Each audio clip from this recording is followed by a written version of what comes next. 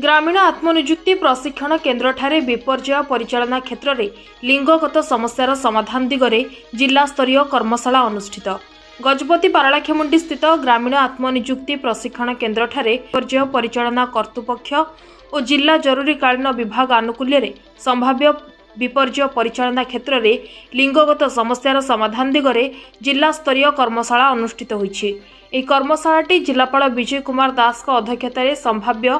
जेकोसी विपर्ययर मुकाबिला और परिचालना क्षेत्र में पुरुष महिला और तृतीय लिंग को मध्य सामिल करी विपर्यय को मुकाबिला करिपरिबा सेपरि जेकोसी प्राकृतिक और मनुष्यकृत विपर्ययर सठिक मुकाबिला करिबा पई समस्ते एक होई कार्य तुलाइबा पई जिलापाल निर्देश देथिले। एही अवसर में अतिरिक्त निर्वाही अधिकारी जिला परिषद श्री पृथ्वीराज मंडल, श्री तापस कुमार सेठी, साधारण प्रकल्प परिचालक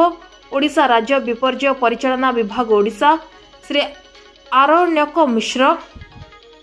लिंगगत विशेषज्ञ ओडिशा राज्य विपर्यय परिचालना विभाग ओडिशा श्री सुबोध नायक, प्रकल्प संयोजक ओडिशा राज्य विपर्यय परिचालना विभाग ओडिशा श्री कमलकांत पंडा, जिला जरूरीकालीन अधिकारी गजपति प्रमुख मंचासीन रही निज निजर अभिभाषण प्रदान करथिले।